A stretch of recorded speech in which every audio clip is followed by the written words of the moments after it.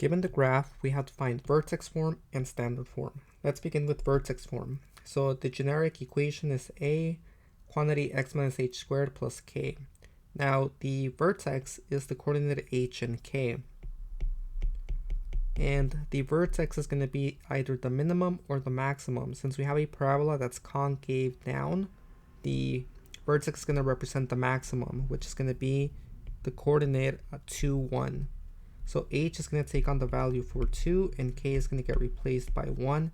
Now we get the equation f of x equal to a x minus 2 quantity squared plus 1.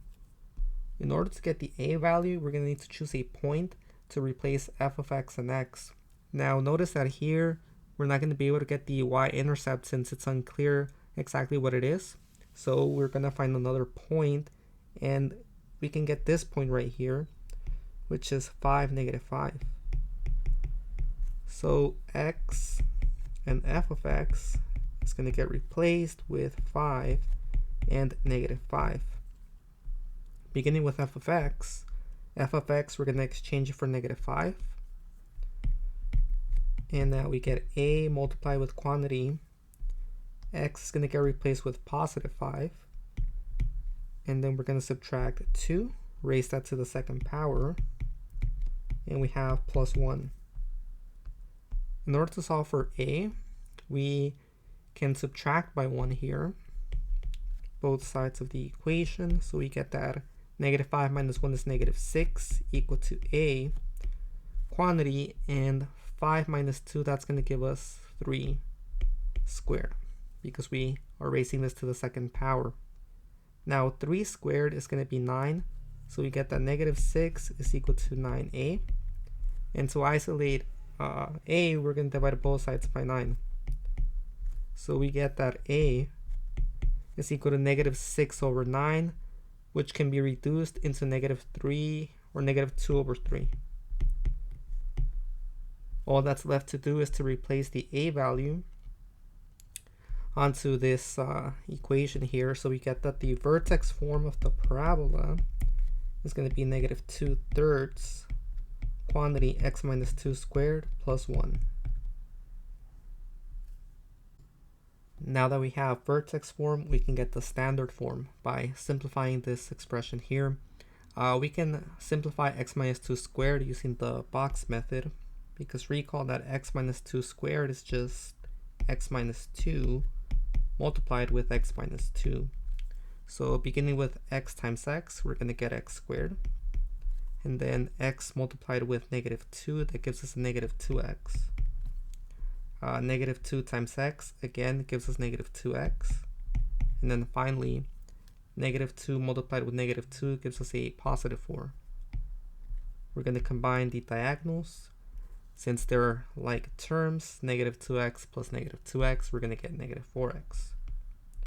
Which means that we can replace or exchange the x minus 2 squared for an x squared minus 4x plus 4. So let's go ahead and do that. So now we get f of x equal to negative 2/3 quantity x squared minus 4x plus 4. And then we have a plus 1 at the end.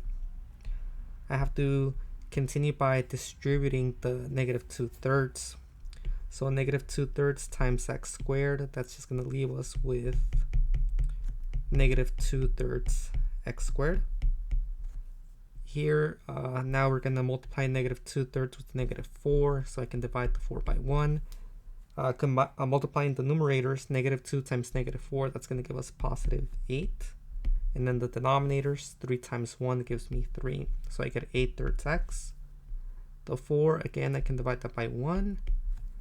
And now negative 2/3 times 4 over 1, we're going to get negative 8 over 3. And then we have that plus 1 at the end.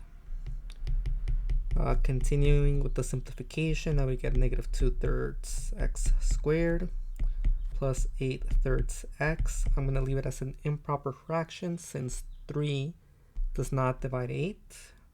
And then negative 8/3 plus 1, these are like terms. So I'm going to divide the 1 by 1.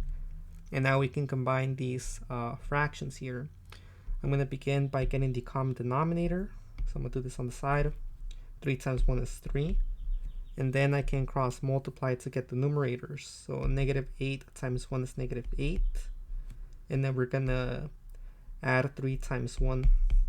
So negative 8 plus 3, that's going to give us 5. And then the denominator is 3. And that would be the standard form. And this is negative 5/3. Since we have a negative 8 plus 3, negative 5/3.